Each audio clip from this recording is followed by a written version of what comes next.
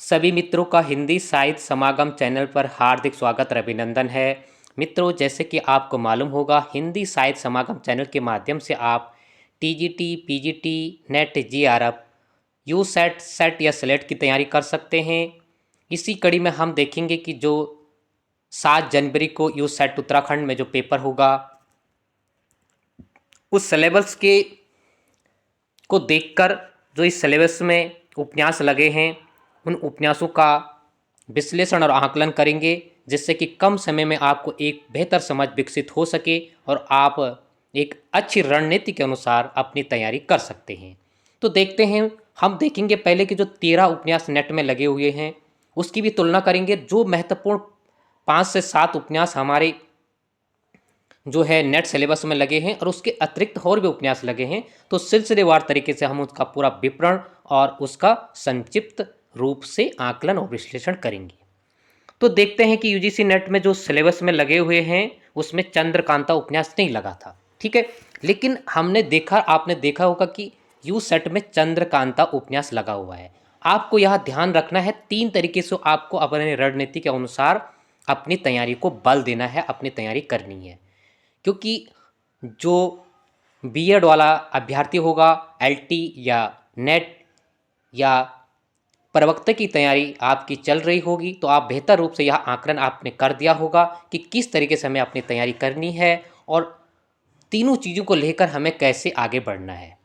तो चंद्रकांता उपन्यास आपके सिलेबस में लगा हुआ है। उन 5 महत्वपूर्ण उपन्यासों में आपको ध्यान यह रखना है कि आपको यह मालूम होगा कि कहानी और उपन्यास प्रेमचंद के नाम से ही चलते हैं।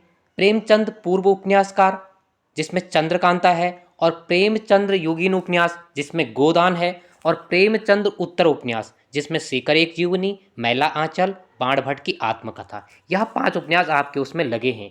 लेकिन आपको ये 12-13 उपन्यास और भी देखने हैं जो पेपर पार्ट 1 में लगे हुए हैं, पेपर 2 में लगे हुए हैं। क्योंकि आपको यह मालूम होगा कि सिलेबस हमारा जो है 2 पेपर का नहीं है, 1 पेपर का नहीं है, बस रहते 2 पेपर का है, सिर्फ हिंदी का। फर्स्ट पेपर तो अलग है ही हमारा, लेकिन जो सेकंड पेपर हमारा सब्जेक्ट से संबंधित है वह 2 भागों में बांटा गया है। आएगा तो 100 नंबर का, लेकिन उस हिसाब से आपको पूरा सिलेबस को लेकर चलना है। तो चंद्रकांता उपन्यास को हम पहले देखेंगे जो आपके पाठ्यक्रम में लगा हुआ है। तो मैं यह बात कह रहा था कि 3 तरीके से आपको देखना है।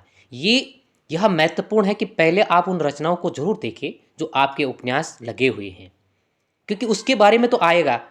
पहले उपन्यासकार आएगा, पात्र आएगा, सन आएगा, और दूसरा तीसरी बात महत्वपूर्ण यह है कि उससे पंक्तियां आएगा, उनके कथन आएंगे, जो भी उसमें जो है नायक खलनायक या जो भी पात्र हैं। इन 4 महत्वपूर्ण पॉइंटों को आपको लेकर चलना है।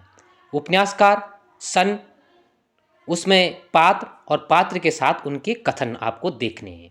और आप उपन्यासकार के जन्म को जरूर देखें, क्योंकि क्रम में लगाने के लिए निश्चित तौर पर आएगा। जैसे आपने पूर्व सिलेबस में देखा होगा, और आपने तो कई बार नेट का एग्जाम आप दे चुके हैं, तो आपको ज़्यादा बताने की आवश्यकता क्या है। आप इस तरीके से चलिएगा कि उनकी जो है जन्म काल के अनुसार आप उसका अध्ययन कीजिएगा, जिससे कि 4 महत्वपूर्ण चीज़ें आपकी स्पष्ट होगी। पहले, जो भी आपके जो राइटर यानी लेखक हैं, उनके काल क्रम अनुसार कोई भी क्वेश्चन आता है तो आपका वह क्वेश्चन आपने क्षमता के अनुसार सही लगा सकते हैं। दूसरा, उपन्यास किस सन में प्रकाशित हुआ।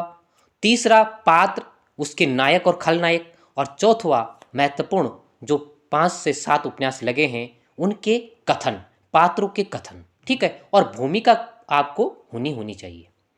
तो देखते हैं हम चंद्रकांता। चंद्रकांता उपन्यास जो है देवकीनंदन खत्री का है। देवकीनंदन खत्री का जन्म 1861 में हुआ था, जबकि मृत्यु उनकी 1947 में हुई थी, ठीक है। यह क्रम आपने बिल्कुल भी नहीं भूलना है उपन्यासकारों का। अब चंद्रकांता उपन्यास का प्रकाशित हुआ था 1888 ईस्वी में, ठीक है। पहला उपन्यास क्या था, परीक्षा गुरु, 1882 में। इसको 1982, 1882 कर देना आप। अब देखो, चंद्रकांता जो उपन्यास है, इसकी परिस्थिति तब उस समय ऐसी थी कि लोग इस चंद्रकांता नाटक देखने के लिए अपने काम काज, खाना पीना समय से कर लेते थे। और चंद्रकांता उस समय एक फेमस जो है धारावाहिक पटकथा, एक कथा चलती थी टेलीविजन पर, आपने देखा होगा, ठीक है। इतनी ख्याति थी और लोगों ने हिंदी पढ़ना स्टार्ट कर दिया था। जैसे आज वर्तमान युग में लोग सारा भाषाओं को छोड़कर अंग्रेजी की ओर बढ़ रहे हैं, तो उस प्रकार की इस जो है उपन्यास की इतनी बड़ी ख्याति थी कि लोगों ने अपना जो है हिंदी की ओर बढ़ गए थे, इतनी ख्याति थी इस उपन्यास की। तो अब देखते हैं इसकी भूमिका। तो क्या था, नौगढ़ के राजा सुरेंद्र सिंह के पुत्र, नौगढ़ के राजा सुरेंद्र सिंह के पुत्र कौन थे, राजकुमार बीरेंद्र सिंह, एवं विजयगढ़ के राजा जय सिंह, और जय सिंह की पुत्री कौन थी, राजकुमारी चंद्रकांता की प्रेम कहानी वर्णित है। यह नहीं भूलेंगे आप, इस महत्वपूर्ण पॉइंट को आप बिल्कुल नहीं भूलेंगे, ठीक है। इसमें जो है राजकुमार जो है इसमें नायक है और नायिका कौन है, चंद्रकांता, और नायिका के नाम से यह उपन्यास रखा हुआ है। नौगढ़ के राजा हैं कौन है, राजकुमार बीरेंद्र है, और विजयगढ़ के, ये उत्तर प्रदेश की बात है ये, ठीक है। तो यह कहानी की भूमिका थी, इस तरीके से आपको यह याद होना ही चाहिए, क्योंकि ये स्पेशल आपके 5 उपन्यास लगे हैं आपके पाठ्यक्रम में। अब देखते हैं दूसरा जो नेट में लगा हुआ है। एक बार मैं संक्षिप्त में आपको बता दूं कि जो आपके 5 उपन्यास तो लगे हैं, इसके अतिरिक्त उपन्यासकारों के नाम दिए गए हैं पार्ट पेपर 2 में, और एक पेपर 3 में है जिसमें 5 उपन्यासकार दिए गए। उसमें जैनेन्द्र, अज्ञे, हजारी प्रसाद, यशपाल, अमृतलाल, फणेश्वर नाथ रेणु, भीष्म साहनी और कृष्णा सोपती, निर्बल वर्मा, श्रीलाल शुक्ल, राही मासूज रजा, रागे राघव, मन्नू भंडारी। तो इनके इसलिए हमें इन 13 उपन्यासों को भी देखना है जो नेट में लगे हुए हैं, ठीक है। परीक्षा गुरु 1882 के पहले उपन्यास को माना जाता है, निश्चित तौर पे यहाँ से क्वेश्चन बनता है। इसके राइटर कौन थे, लाला श्रीनिवास दास, ठीक है। इसको 1882 कर देना।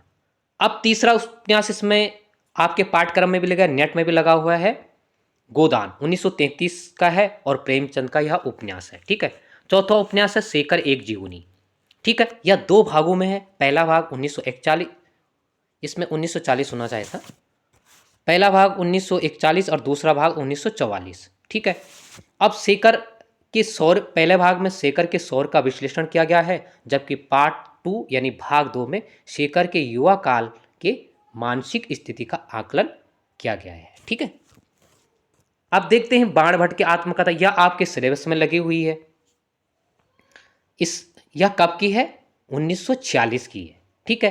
हजारी प्रसाद द्विवेदी की यह उपन्यास है। छठवां मैला आंचल है, 1954 का है और फणेश्वर नाथ रेणु की है। राग दरबारी काफ़ी प्रसिद्ध है, किसकी है, श्रीलाल शुक्ल की है, 1958 की है। यह तथ्य आपको याद होना ही होने चाहिए, यह काफ़ी फेमस उपन्यास है। झूठा सच यशपाल का है, इसके भी 2 भाग हैं, 2 खंड हैं, एक 1958 और दूसरा 1960 की। 9वां इसमें उपन्यास जो लगा हुआ है, यानी नेट की बात कर रहा हूं मैं, आपका बंटी 1971 की है और मन्नू भंडारी की है। मन्नू भंडारी की एक उपन्यास महाभोज भी है, ठीक है, काफ़ी प्रसिद्ध है। 10वां है मानस का हंस, ठीक है, 1972 की है, अमृतलाल नागर की है। मानस का हंस किसके जीवन चरित्र पर है, यह किसके जीवन पर है, तो यह जो है तुलसीदास के जीवन पर आधारित है। और इसीलिए मानस का हंस भी तुलसीदास को कहा जाता, जाति कवि भी कहा जाता, आपने देखा होगा। तो यह आपको मिश्रण करना होगा। आगे रचना धरती धन है। अब धरती जगदीश चंद्र माथुर का नाम नहीं दिया गया है, लेकिन यह जो है यह भी आपको देख सकते हैं। धरती धन ना अपना 1972 की है, ठीक है। तमस उपन्यास भीष्म साहनी का नाम दिया है। जिंदगी नामा भीष्म साहनी का काफ़ी प्रसिद्ध उपन्यास है, भारत पाक विभाजन पर आधारित है, ठीक है। 1973 की रचना है और भीष्म साहनी की है। जिंदगी नामा LT 2021 में पूछा गया था, जिंदगी नामा किसका उपन्यास है, ठीक है। 1979 के उपन्यास है, कृष्णा सोपती का है। आगे इसमें इसके अतिरिक्त, इस 13 के अतिरिक्त जो नाम दिए गए हैं उसमें एक जैनेन्द्र का दिया गया है, जबकि नेट के सिलेबस में जैनेन्द्र नहीं है। बस रित्ते गद्य विधा आपको पूछेगा ही पूछेगा। गद्य विधा से किसी से भी रचना से क्वेश्चन बन सकता है, आप इस पॉइंट को नोट कर लेना। इसके मतलब यह नहीं है कि जो रचनाएं लगी हैं, जो राइटरों के नाम दिए हैं आपके सिलेबस, उनसे पूछेगा, उनसे तो पूछेगा ही है, अतिरिक्त उसमें पूछेगा, क्योंकि उसमें लिखा है गद्य विधाएं। उपन्यास लगा है, उपन्यास जो है उपन्यास में लगा है प्रेमचंद पूर्व काल, प्रेमचंद उत्तर काल और प्रेमचंद युग, जो 3 भागों में उपन्यास को बांटा गया है। तो निश्चित तौर पर कहीं से भी पूछ सकता है, लेकिन प्राथमिकता यही रहती है जो उपन्यास आपके सिलेबस में लगे हुए हैं उनसे क्वेश्चन बनेगा ही बनेगा 100%। तो देखते हैं इसमें एक जनेंद्र काफी उपन्यास मनोविश्लेषण उपन्यास कार के जनक भी माने जाते हैं, ठीक है। और इनकी जो उपन्यास हैं परख, सुनीता, त्यागपत्र, कल्याणी, सुखदा, विवर्त, जयवर्धन, मुक्तिबोध, इसको साहित्य अकादमी पुरस्कार भी मिला था। और अनाम स्वामी, ठीक है। आगे जो नेट में नहीं लगा हुआ है लेकिन जो है यू सेट में नाम दिया है निर्मल वर्मा। ये वो दिन, लालटेन की छत, एक चिथड़ा सुख, रात का रिपोर्टर, अंतिम अरण्य 2002 की रचना है ये, ठीक है। इनका नाम क्रम से, इनका नाम तो आपको मालूम होना ही चाहिए कि नाम के साथ किस सन में इनका जन्म हुआ था, क्योंकि यह क्रम आएगा ही आएगा, जिससे आपने पूर्व में देखा होगा और नेट में भी यही होता है। और निश्चित तौर पर आपके पास एक बेहतर मौका है कि आप अच्छे से अच्छा कवर कर सकते हैं। उसके बाद राही मासूज रजा, रजा कर देना इसको, रजा राजा हो गया इसमें। देखो इनका आधा गांव काफी प्रसिद्ध है, ठीक है, 1966 पर है, ये भी विभाजन पर है। ये गोपी है लेकिन टोपी शुक्ला होगा यहाँ पर, टोपी शुक्ला, हिकमत जौनपुरी, ओस की बूंद, दिल एक सादा कागज, कटरा बी अर्जू, ठीक है। इनकी काफी प्रसिद्ध है राही मासूज रजा, राही मासूज रज्जा की जो इनके उपन्यास हैं आधा गांव, टोपी शुक्ला, हिकमत जौनपुरी, ओस की बूंद, दिल एक साजा कागज, कटरा बी अर्जू, ये काफ़ी बार पूछे जाते हैं। और रागे राघव, ये मार्क्सवाद में भी आते हैं, उसमें किसमें, प्रगतिवाद में, ठीक है, जिसमें अग्रवाल हैं, नागा अर्जुन हैं, त्रिलोचन हैं।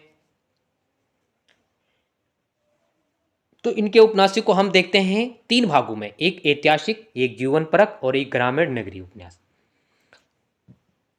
काफी पूछे जाते हैं इनके जन्म काल की बात करें तो 1923 से 1962 तक इनका जन्म काल है। ऐतिहासिक उपन्यास इनके मुर्दों का टीला 1948 का है। जो पहली रचना है उसको जरूर देख लेना, उसकी सन जरूर देख लेना जो आपके सिलेबस में लगा हुआ है, क्योंकि क्रम पूछेगा तो वहां आपके दिमाग फिर खराब हो जाएगा। तो इसलिए जो रचना काल जो आपके राइटर हैं उनके जन्म जरूर देख लेना, ठीक है। और जो पहली रचना है उसका सन जरूर देख लेना। कभी कभार क्या होता है कि निश्चित तौर पर होता ही है, कोई व्यक्ति का जन्म पहले हो गया है लेकिन वह रचनाएं बाद में करता है। एक एग्जाम्पल के तौर पर जैसे मनोविश्लेषणवादी जयंत कुमार को हम उनकी रचना पहले लगी हो रहती है, लेकिन इलाचंद जोशी जो मनोवैज्ञानिक है उनका जन्म 1902 में हुआ था। जैनेन्द्र का जन्म 1907 में हुआ था, अज्ञे का 11 में हुआ था और देवराज का 1917 में हुआ था। ये मनोविश्लेषणवादी उपन्यासकार हैं, इनका क्रम बहुत बार पूछा जाता है। एक एग्जाम्पल के तौर पर मैं कहूँ, जैसे अभी पूछा गया था कि मार्क्सवादी आलोचक पूछा गया था, दोनों शिफ्ट में पूछा गया था, किसमें, एकलव्य वाला एग्जाम में पूछा गया। तो कई बार कुछ क्वेश्चन ऐसे होते हैं कि आएंगे ही आएंगे। तो आपके 2 तरीके से देखना, एक तो राइटर का जीवन काल आप जरूर देख लेना, उनकी पहली रचना और उनकी प्रसिद्ध रचना उसका सन जरूर आप देख लेना। तो राघव की रचनाओं को ऐतिहासिक जो इनके उपन्यास हैं मुर्दों का टीला, प्रतिदिन, चिवार, अंधेरी के जुगनू, पक्षी और आकाश, राह न रुकी, ठीक है।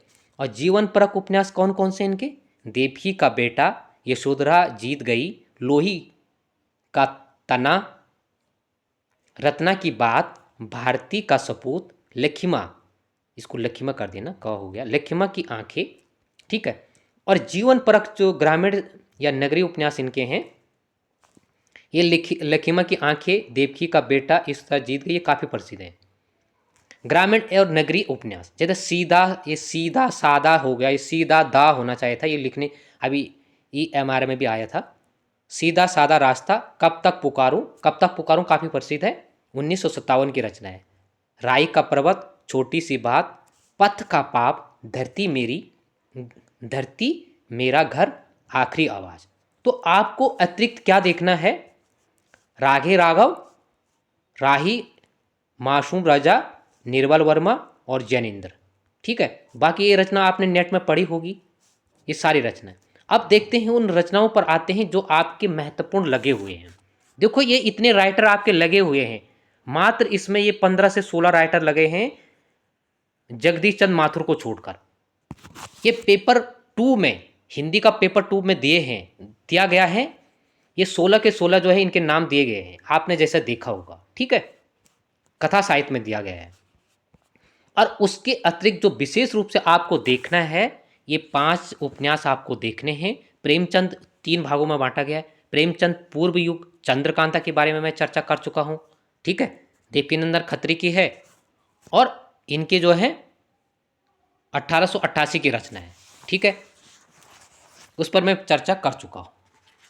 देखो चंद्रकांता की और उपन्यास जो हैं, चंद्रकांता इसमें 24 भाग हैं। दूसरा उपन्यास में नरेंद्र मोहनी है, वीरेंद्र वीर है, कुसुम कुमारी है, काजर की कोठरी है, अंगूठी का बेगम है, गुप्त गोदना है और भूतनाथ। ये अधूरा उपन्यास है। भूतनाथ अधूरा उपन्यास है, 1907 का उपन्यास है, नोट कर लेना।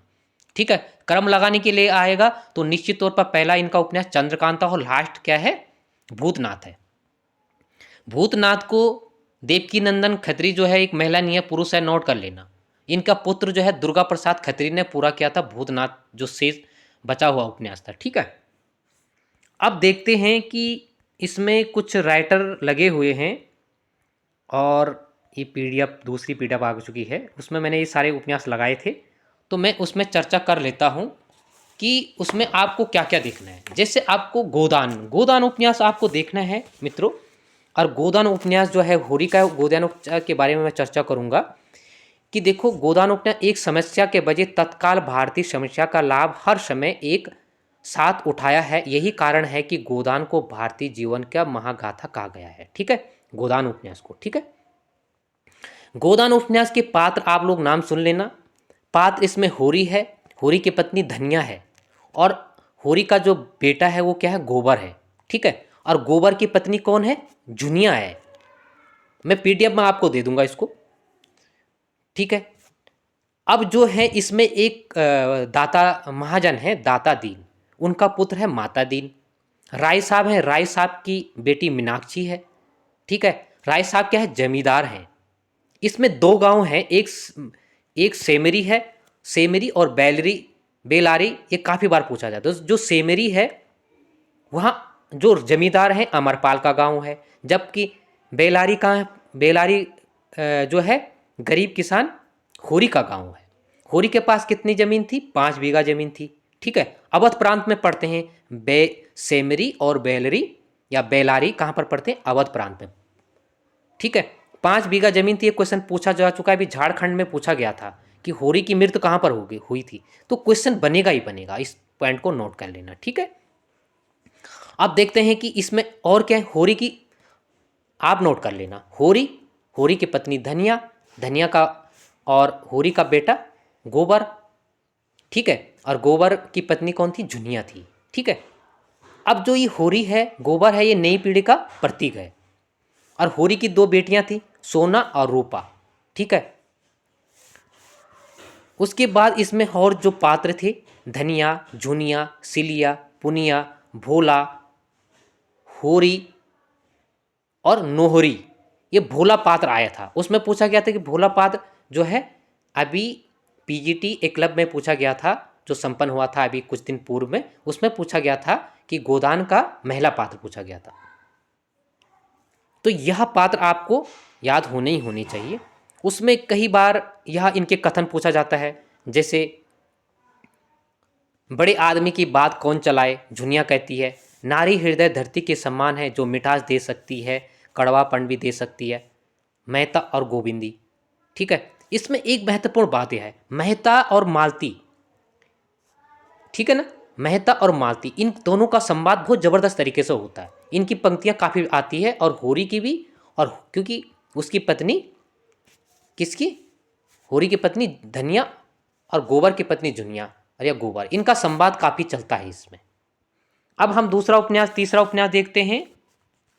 इसमें तीसरा उपन्यास हम देखते हैं शेखर एक जीवनी। तो शेखर एक जीवनी की बात करें तो इसमें भी काफ़ी शेखर एक जीवनी 40 की रचना है, ठीक है। शेखर एक जीवनी 40 की रचना है। मैंने पूर्व में भी कह चुका हूँ कि इसके 2 भाग हैं, एक 40। हमारे पास, आपके पास भाग 1 लगा हुआ है, नोट कर लेना, ठीक है। बस एक स्मृति को जागृत करने के लिए भाग 2 भाग 2 मैंने लिखा गया है यहाँ पर, ठीक है। देखो, जीवनी उपन्यास है।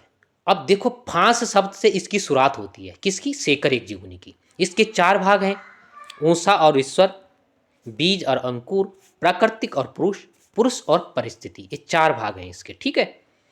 अब देखो, मनोवैज्ञानिक उपन्यास इसको माना जाता है, मनोविश्लेषणवादी उपन्यास, ठीक है। इसमें मतभेद रहता है काफी। ज्यादातर राइटर कहते हैं कि शेख आज्ञे ने अपनी जीवनी लिखी है, लेकिन आज्ञे कहते हैं नहीं, यह उपन्यास है। इस पॉइंट को याद कर लेना। अब इसमें पात्र हम देखेंगे। शेखर जो कथानायक है विद्रोही स्वभाव का है, ठीक है, और शेखर की माँ है शशि है। शशि कौन है? शशि बहन, मोमोरी बहन है, ममोरी बहन है, ये नायिका है शशि, ठीक है। सरस्वती ये भी बहन है, ये प्रेरणा मूर्ति है। शारदा शेखर के प्रति आकर्षित है, यानी दोनों में प्यार भाव चलता रहता है। शांति 19 वर्षीय लड़की है और तपेदी से इसकी मृत्यु हो जाती है, ठीक है। तो ये पात्र थे, ये पात्र आपको देखने पड़ेंगे। इनके संवाद आप अपने बुक से देख सकते हैं। अब मैं थोड़ा सा अगर देखो, ये जो उपन्यास, इतनी मार्मिकता इतनी थी इस उपन्यास की कि केवल एक रात में देखे गए विजन को शब्दबद्ध किया गया है, विजन को, ठीक है। विजन माने दृश्य, ठीक है। आपने दृश्य एक विजन देखा होगा ना, दृष्टि आईएएस की, जो आपने देखा होगा दृष्टि आईएएस की बुक देखी हो, उसमें लिखा रहता है विजन एक दृश्य। तो विजन माने दृश्य होता है, अंग्रेजी में हम विजन कहते हैं, उसको दृश्य बोलते हैं, दृष्टि बोलते हैं, ठीक है। तो एक रात में देखा गया, ये एक सपने की तरह इसको उकेरा गया है इस उपन्यास को, ठीक है। इनके इसके अतिरिक्त 2 उपन्यास और भी हैं इनके, ठीक है। तो उसको भी आप, जैसे एक शेखर एक जीवनी 2 भागों में, अपने अपने अजनबी और नदी के द्वीप। ऐसा प्रेमचंद का गोदान लगा हुआ है। गोदान के बारे में 100% पूछेगा, लेकिन गोदान के अतिरिक्त जो प्रेमचंद की अन्य उपन्यास भी हैं, उनके क्रम भी पूछा जा सकता है। इस पॉइंट को नोट कर लेना, ठीक है। अब हम पहला हमने देखा था क्या? चंद्रकांता, फिर गोदान, फिर शेखर एक जीवनी, और फिर हम देखेंगे बाणभट्ट की आत्मकथा। तो बाणभट्ट की आत्मकथा किसकी है? हजारी प्रसाद की है। और बाणभट्ट की आत्मकथा जो ऐतिहासिक है, ठीक है, और 7वीं सदी में हर्षकालीन राजनीतिक परिस्थितियों का और अराजकता का वर्णन इसमें किया गया है, ठीक है। उदात्त प्रेम की कहानी, उदात्त प्रेम और लोक संस्कृति का मिश्रण इसमें किया गया है, ठीक है। अब देखो, इसमें पात्र जो हैं भट्ट हैं, बाण भट्ट हैं, ठीक है। और बाण भट्ट के अतिरिक्त इसमें 2 पात्र हैं जो प्रेम भाव रखती है किसके प्रति? बाण भट्ट के प्रति। एक निपुणिका, निपुणिका, और दूसरा भटनी है। फिर इसमें और पात्र कौन है? चारुस्मिता, महामाया, आचार्य पद, सरिचिता, कुमारी, चंद्र दीक्षित, तुंवर मिलंद और वृत्ति वर्ज, ये इसके पात्र हैं, ठीक है। एक ऐतिहासिक पात्र हैं सभी, आप आंकलन ऐसे भी लगा सकते हैं। इनके चारों उपन्यास काफी प्रसिद्ध हैं। बाणभट्ट के आत्मकथा 46, चारूचंद 63, पुनर्नवा 73, अनाम दास का पोथा 76। एनसीईआरटी में इसको मैं पढ़ा चुका हूँ बहुत बेहतर रूप से, ठीक है, बाणभट्ट की आत्मकथा। अब देखो, एक तो फ्लैशबैक की पर लिखी गई है, क्या है? उपन्यास है। फ्लैशबैक या पूर्व दीप्ति के आधार पर, पूर्व आधार को लेकर उसे फ्लैशबैक कहते हैं, ठीक है। यानी हिंदी में हम कहें तो पूर्व दीप्ति पर आधारित। अब हमने पढ़ा, आपने पढ़ा होगा कहानी, एक कहानी यहाँ भी, ठीक है, किसकी है? एक कहानी यहाँ भी है, 1915 की है, और यह पूर्व दीप्ति की पहली कहानी है।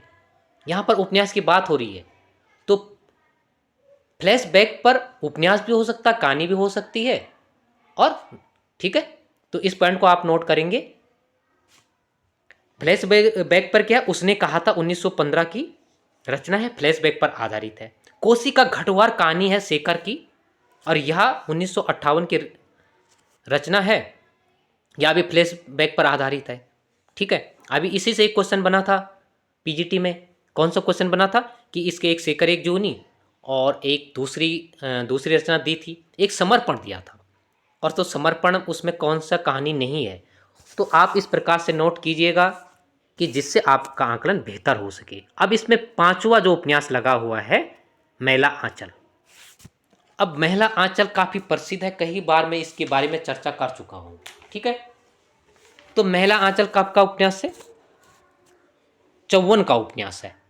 फणेश्वर प्रसाद रेणु का जो है उपन्यास है, सांताली जनजाति क्षेत्र पर आधारित है, ठीक है। और पहला मैला आंचल को जो है रेणु को क्या कहा माना जाता है? पहला आंचलिक उपन्यासकार के जन्मदाता माना जाता है। लेकिन क्रम की बात आएगी तो पहला उपन्यास किसको माना जाएगा? रतिनाथ की चाची, यानी 1948 की रचना नागार्जुन की, ठीक है। लेकिन वास्तविकता इसी को ही माना जाता है। कई बार इस प्रकार का क्वेश्चन आ जाता है, तो आप अपने दिमाग को इस प्रकार विकसित कीजिएगा कि रचनात्मक क्वेश्चनों को लिए भी तैयार कीजिएगा। अगर आप रचनात्मक ढंग से पढ़ोगे, एक क्वेश्चन को दूसरे क्वेश्चन पर आधार बना के पढ़ोगे, आप एक ही आधार पर पुराने ढर्रे पर चलोगे, तो निश्चित तौर पर आप एग्जाम में आपको तारे नजर आएंगे। लेकिन निश्चित तौर पर अभी से आप एक रचनात्मक ढंग से अध्ययन करोगे तो निश्चित तौर पर आपको किसी को भी तैयारी नहीं हो सकती। क्वेश्चन किसी आधार पे बने, आप उसको बेहतर रूप से कर सकते हो जैसे आपको मालूम होगा, ठीक है। अब देखते हैं हम कि मैला आंचल। देखो, मैला आंचल एक प्रसिद्ध जो है पूर्णिया जिले की पर आधारित है और मेरीगंज का विस्तृत और समग्र वर्णन किया गया है इसमें, ठीक है। मैला आंचल सुंदरता और कुरूपता दोनों को दर्शाया जाता है। इसमें जातिवाद, अवसरवाद, अफसरशाही, राजनीतिक मठों तथा आश्रमों का पाखंडों को भी दर्शाया गया है, ठीक है। अब इसमें भी 2 भाग हैं, आज़ादी से पूर्व का भाग, आज़ादी के बाद का भाग, ठीक है। और 3 धाराएं चलती हैं इसमें, एक गांधीवाद, समाजवाद, हिंदू मुसलमान, ठीक है। मैला आंचल में 256 पात्र हैं, नोट कर लेना। अब इसमें जो पात्र और नायक पात्र जो है मुख्यतः डॉक्टर प्रशांत है, कमली है, प्रशांत कमली से प्रेम करता है, प्रेमिका है। बावन दास गांधीवादी है, बालदेव कांग्रेसी है, रामदास कबीर है, कबीरपंथी है, दोहरावत लक्ष्मी, तहसीलदार विश्वनाथ, ठीक है। अब कुछ महत्वपूर्ण तथ्य है। मेरी की मृत्यु किससे होती है? मलेरिया से हो जाती है। और मैथिली भाषा के इसमें 20 गीतों का वर्णन किया गया है। मेरीगंज में मात्र 10 लोग पढ़े लिखे हैं, ठीक है। इनके अन्य उपन्यास काफी प्रसिद्ध हैं, मैला आंचल तो है ही,